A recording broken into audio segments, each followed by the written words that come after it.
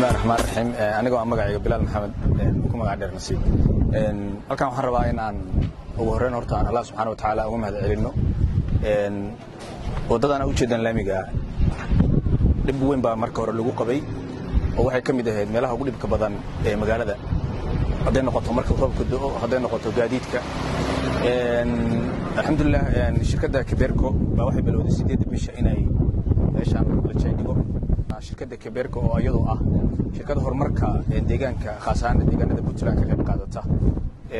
khaasatan waa wadooyinkii labaad waan dhihi karnaa inay degmada Galdogob ay ka hirgelisay waliba wado qurux badan ay saartay intaas kadib waxaan kala rabaa inaan ku bogaadiyo dadka bulshada reer Galdogob khaasatan ganacsatada iyo suuqleyda laamigan degan qof walba wixiisa asaga iskale asagana ilaalsada asagana rabaa sida uu nadaafada iyo tayada laamiga u sameeysan lahaa inuu ku fakaro marka haday noqoto gaadiidleedii haday noqoto suuqleydaba waxaan ku baraarujinayaa oo aan amrayaa ama u sheegayaa inay magaalada bilicdeeda laamiga uu kamid yahay waa dareemi ka dhibka lagu qabay inay ka qayb qaataan haday noqoto nadaafada iyo inay ilaaliyaan waxyaabaha dhibka u keeni kara laamiga ee burburinaya ugu dambeyntiina waxaan rabaa inaan u mahad celiyo gacal media oo asagu runtii ah project weyn ama horumarka degmada aad uga qayb qaata haday noqoto dhanka sawirada iyo haday noqoto fiidiyoyaasha oo asagu waxa weeye bilicda magaalada iyo horumarka iyo quruxdeeda intaba soo siidaya bismillaahir rahmaanir rahiim ana ma aha bulshada laamiga nasiiban helay ka guulaysato hortii mar boqolkiiba iyadaan taageerana gudoomiyaha maamulka magaalada degmada horumarka iyo waxtarka iyo naga majab iyadaan mahadaliyaan ma sha Allah boqolkiiba laamiga iyadaan ka faraxsana horumarka degmada kumiday waxyaabaha qaar magaalada ku tilaabsatay farxadan ingatoon iyadaan dhawaayana ma ana dadka anshuurta lagu qaaday in malaamin suubi horumaran inta markasta dhalinyarada iyo waxgaradka markasta meel raayis iyadaan taageersana may fadaan horumarka degmada inay badan ku qaadana la shaqeyn maamulka degmada iyo horumarka ka soo hadba oo tiradiisa badan hambaliyana Keberco boqolkiiba mahadnagaan ma aha oo ka yalla furilaamagan u siina meel raayis hadalay dareershii bilowdahay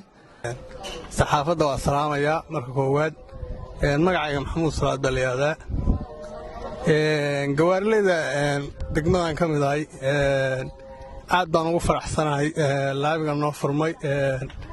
beeshan meel waxay ahayd ciid badan oo aad aan ugu tacdanno ilaahay maadi weeye caawa naloo furay laamiga naloo saaray aad baan ugu faraxsanahay aad baan u bogaadinayaa shirkadda Keberco si fiican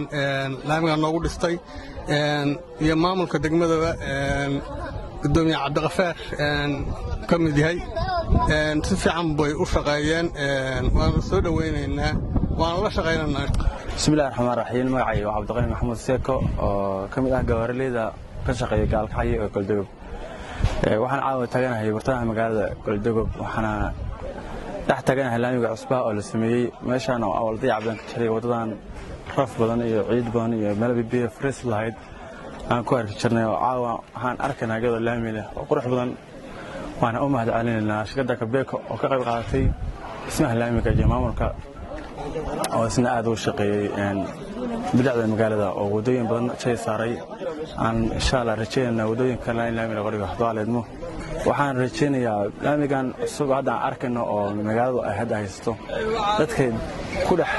degan oo ku dhex shaqeysa geesaheeda waxaan rabnaa inay ilaaliyaan nadaafadda ahaato haddii bilicda ahaato markasta inay ilaaliyaan qashinka iyo waxyaalaha dhibaya wadada inay ka qaadaan